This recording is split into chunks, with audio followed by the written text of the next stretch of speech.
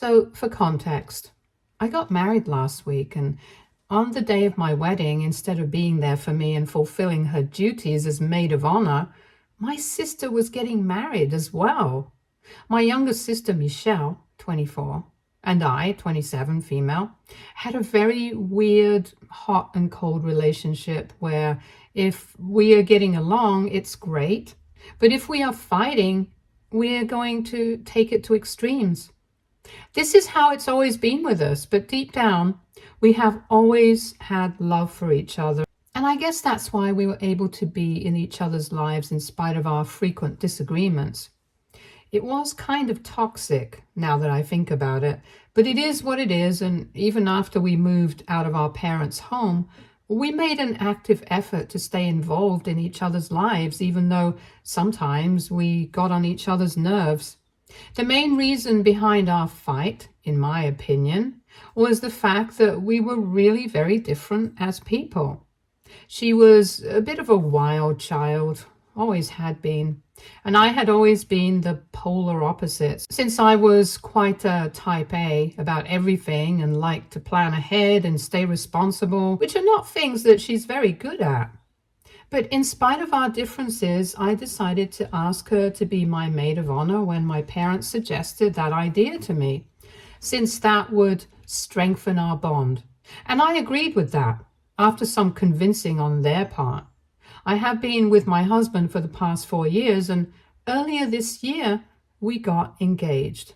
I didn't really have any intention of having a lot of bridesmaids and a maid of honor, and I kind of wanted to do away with the idea altogether because, if I'm being honest, I don't really have a lot of close friends. It's a personal choice, and also I'm not really good at keeping in touch, so it's not like I don't have any friends at all. It's just that the ones that I do have are not close enough to be my bridesmaids or whatever. That is why initially I did not plan on having bridesmaids at all. And my husband also agreed with that because we wanted a small, intimate, and simple wedding. But when my parents suggested the idea of making my sister to be my maid of honor, I got around to liking that idea after they started convincing me that it would be really nice, and eventually they wore me down. And when I asked her, she agreed immediately, and I didn't really have any bridesmaids, but I figured that Michelle would be enough for me. Past couple of months of wedding prep and everything had been really fun, and I had been getting along well with Michelle too. So I really never would have imagined her pulling off what she did on the day of my wedding. On my big day, she decided to thank me for making her the maid of honor by ghosting me and showing up in the evening after everything was over with her new husband. And her so-called new husband had turned out to be my husband's creepy cousin, who has been divorced twice, Josh, 36, male. I'm not just calling him creepy because he had apparently been hitting on Michelle throughout the days leading up to the wedding, and it was kind of gross because she was a whopping 12 years younger than him, and it hasn't even been a month since his divorce was finalized. I'm calling it creepy because he has a history of making women uncomfortable, according to what my husband has told me. Just for the record, he had not been invited to the wedding because my husband does not get along with him, and neither does anybody in the family really like him except for his parents. But we had made the mistake of inviting his parents, and 2 weeks before my wedding, we had hosted an informal brunch for just our families. For some reason, Josh's parents, my father-in-law's older brother, and his wife had decided to bring him along. That's how him and Michelle had met for the first time, because we had to stay, even though we hadn't specifically invited him and had just invited his parents. We did not want to ruin the vibe of the afternoon by picking a fight with anyone, and as long as he was not creeping anyone out, we were not going to kick him out. Even that day, I had noticed that Michelle was sitting beside Josh the entire time, and there was a bit of flirtation going on there. I was not fine with it because I knew what kind of a person Josh was, and I did not feel good about him getting close to my sister. But I just figured that it was a one-day thing, so I did not say anything about it. I did not bring it up with her later on either, because I was too busy, and also because I did not think it was worth it, since, like I said, I did not figure that it would turn into anything serious. And I did not think that she would see him again, because after the brunch, my father-in-law had spoken to his brother and had told him that while we had not said anything about them bringing Josh to brunch, they would expect him not to attend the wedding since he had not been invited. And my husband and I only wanted our close friends and family members to be there. Since Josh wasn't particularly close to my husband, they would not expect him to show up. And from what I know, his parents were not happy about it, but they agreed to respect our wishes. Honestly, after the brunch, we didn't even want them at the wedding, but we did not want to create any drama, so we didn't say anything afterwards. What nobody knew was that Michelle and Josh had exchanged numbers, and they had been texting each other every day ever since they had met each other at brunch. She hadn't told me about it because I was too busy with my wedding prep and stuff, and I had asked because I didn't really think anything was going on. If she had brought it up with me at any point, I definitely would have told her that Josh was not the right kind of guy for her and would have wanted her to know about him.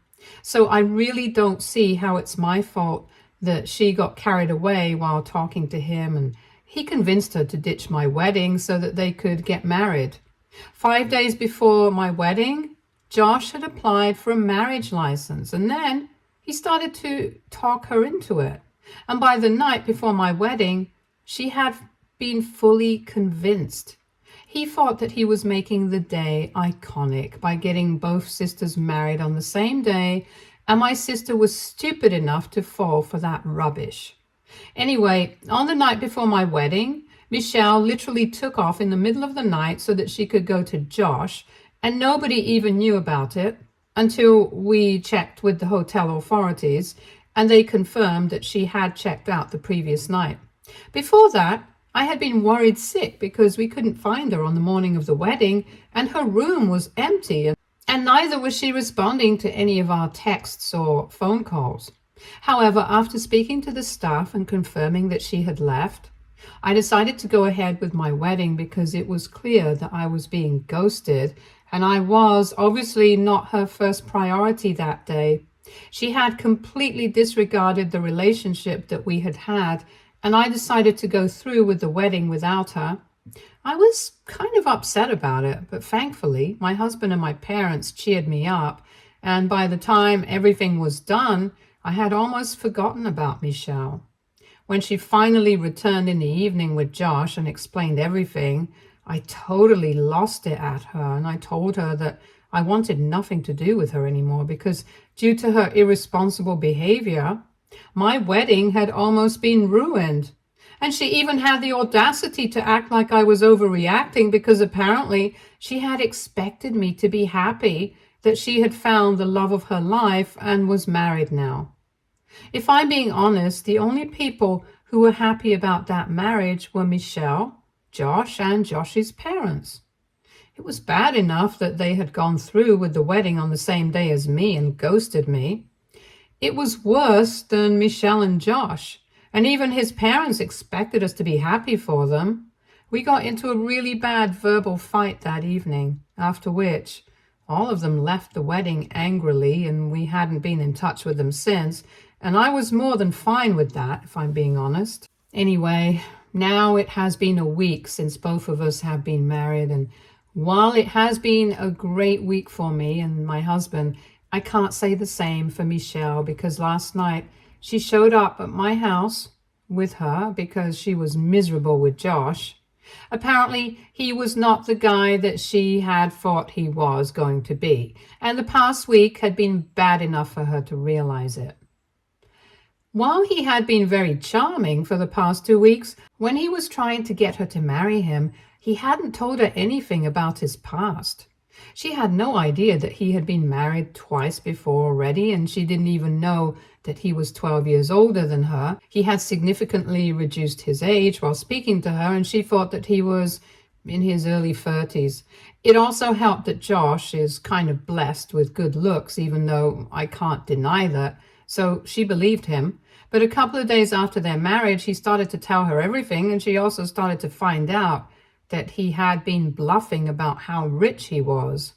He had invited her over to meet him a couple of times while they were talking, and she thought that he was really well off because he had been inviting her over to one of his friends' houses to meet her, just so he could impress her. But after they got married, she had moved into his apartment, which was just really tiny and not even in a good neighborhood. And the worst part of all of this was that she had found out that he was high the entire time. I'm not even joking. He had been high when he started flirting with her at brunch. He had been high when he applied for a marriage license. And he had been high when he asked her to marry him and started convincing her to skip the wedding. And even while they were getting married, he had been higher than a skyscraper. She had found out about all of this recently after the wedding, and even then she had tried to make it work for a week. But she just couldn't bring herself to accept this new version of him. He was not even ready to let her leave because he claimed that he was in love with her, and he knew that he had found his soulmate, which is why he had convinced her to marry him. And he believed that now that she was finally with him, he could turn his life around, and all she had to do was just stick by him forever. But let alone forever, Michelle wasn't even willing to stick by him for another week. She had packed all her stuff while he was taking his post-joint nap, so she wouldn't have to deal with his drama, since every time she had threatened to dump him and leave, he had started wailing and acting like a little baby, and she couldn't get away from him after that because of how he had started to beg her to stay every single time, and it was really pathetic. Michelle had been sobbing while telling me about all of this, and I actually felt bad for her because I'm sure it couldn't have been easy for her to find out about these things. But then again, she had only known him for 2 weeks, and it had been quite foolish of her to get married to him with such little information to go on. If she had even spoken to any of us about this, my husband and I would have warned her, but she chose to keep this a secret from us for some reason. After telling us about everything, she told me that she needed my help now because she wanted to get out of the situation anyhow.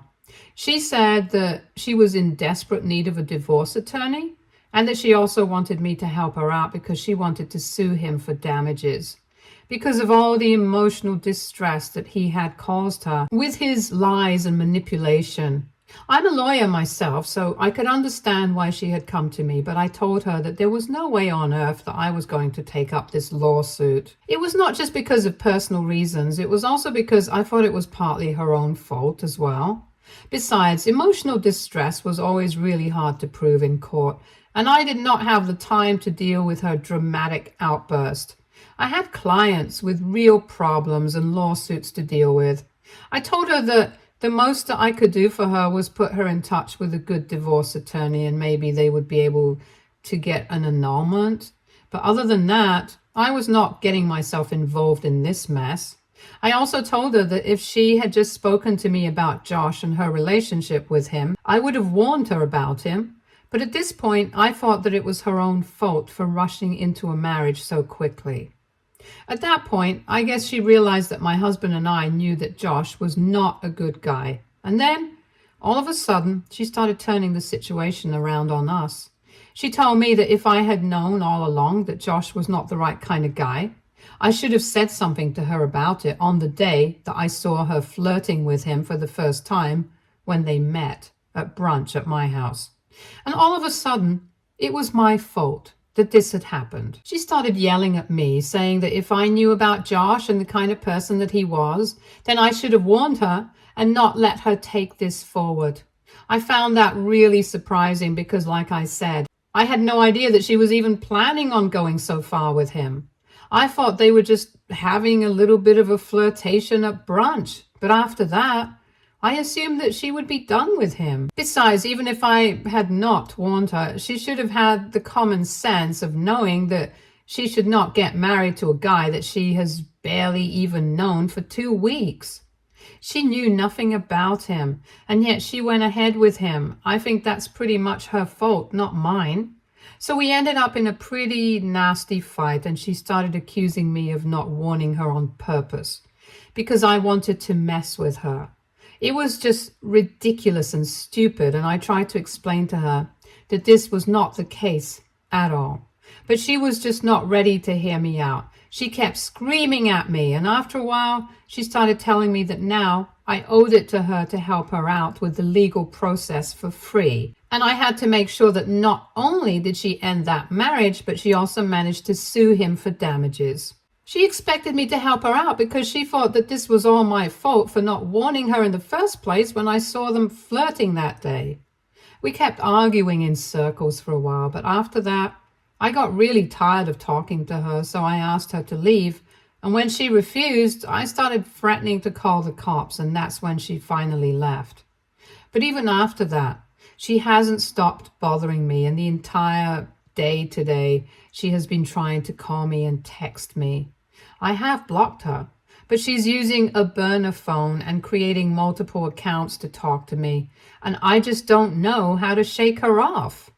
My parents are no longer in this situation either because they also think that I should help her out because she's family. And the fact that I'm holding her accountable is victim blaming according to them. I don't think that's the same thing. I think I'm just calling her out on her stupidity. And she's not a victim of anything apart from her own idiotic decisions.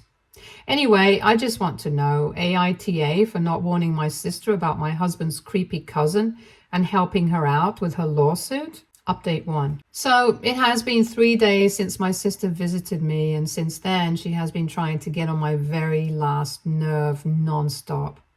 I don't know why she feels like she's entitled to my legal help for free, but I decided to visit my parents today and make it very clear to her that I was not helping her out under any circumstances.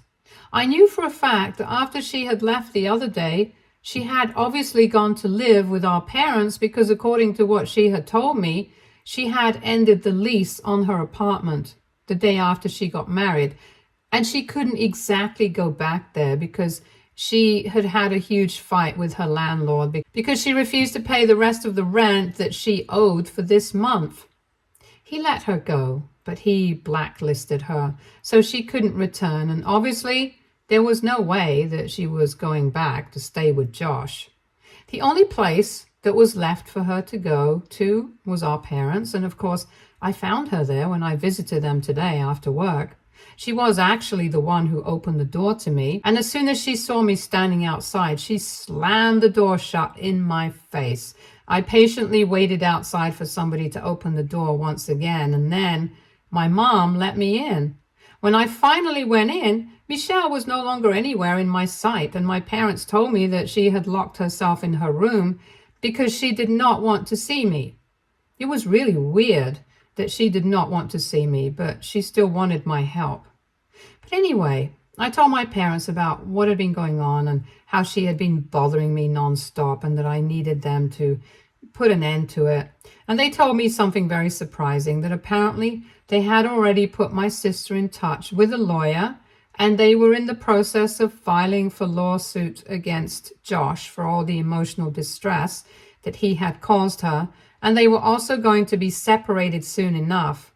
So she really did not need my help as such, but when I asked my parents why she was still texting me and calling me if she did not even need my legal advice, they told me that she just wanted me to acknowledge the fact that I had messed up. Basically, she was doing all this and being so extra ridiculous because she wanted an apology out of me, and there was no way on earth that she was getting one. The bottom line is that I'm not really sorry because she messed things up for herself. I had nothing to do with any of that. And for her to expect me to apologize and then start crying about it when I don't do it, it's just entitlement at its best. And I was just not having it. I tried to explain to my parents that I was caught up with preparing for my wedding and stuff. Of course, the only thing on my mind was not gonna be Josh and Michelle, especially when I didn't even think that there was anything going on between them, and I was so sick of repeating that over and over again that I ended up getting a bit loud. My parents also looked pretty exhausted, and they told me that they really did not want to get involved in this because so far we had always been able to manage our own differences and deal with them like adults, and they would expect us to do the same even now. But the only thing they wanted to tell me was that Michelle was just disappointed that I hadn't been looking out for her because, as her older sister, she had always believed that I would get her out of trouble no matter what. But now it felt like I was just interested in making her out to be an irresponsible brat. And she already felt stupid and worthless after everything that had happened. My reaction had just made it worse. That is why she had expected an apology out of me, and they were on her side on this one, that I had been really harsh on her, given the circumstances that she was facing right now. They expected me to go easy on her and cut her some slack after everything that she was going through, but instead, I had started victim blaming, and they really didn't think that it was a nice thing to do. And then they called me out for yelling at them for something that was not even their fault, and told me that if this was the tone that I was going to take with them, then they would prefer for me to leave because they did not want any unnecessary drama. It was really frustrating for me to deal with the situation at the time because it felt like they were just simply refusing to see my point and were bent on making me look like the bad guy here, even though I hadn't done anything to deserve that. But I did not want to lose my temper even more and give them more reasons to make me the villain, so I tried not to say anything else and just laughed. After I came back home, I discussed it all with my husband, and thankfully, at least he's on my side here. I'm obviously not very happy about how the situation has turned out with my family, and I feel like I'm being pushed to a corner, but I still don't think that I'm wrong. I'm just exhausted, to be really honest, and I want things to go back to being the way they used to be before all of this. Update 2. Hey, so it has been 2 weeks since my last visit to my parents' place, and after that visit, my sister did not make any attempts to contact me. There was just radio silence from Michelle, and my parents also did not bother to try and get in touch with me. I felt a little upset about it, but there was really not much that I could do. And in a couple of days, I'm going to be leaving for my honeymoon anyway, so I decided to move past that episode and try to focus on the future because I knew for a fact that there was no good that was going to come out of thinking about what had already happened. I knew that I had not done anything wrong, and I was going to stick to that. And my husband was on my side, so that's all that I really needed. But today, when I came back home, my husband was already there, and along with him, my parents and Michelle were also waiting for me in the living room. When I walked into the house, quite unexpectedly, Michelle literally launched herself at me and hugged me and did not let me go for almost 2 minutes. I was really shocked. But eventually I hugged her back and I ended up crying because regardless of everything that happened, she was still my sister. She was still the little girl who looked up to me for everything since she was a kid. And this was probably the worst fight that we had had in ages. But then again, what are families there for, if not pulling you through your darkest times? After the hug, she immediately started apologizing to me profusely and told me that it had taken her a really long time to keep her ego aside and accept the fact that she had messed up and none of this was really my fault. But she was just looking for somebody to blame because she couldn't accept that she had been so stupid. After she realized, she did not waste a second in coming to me, and she had even convinced our parents that they had been wrong for siding with her.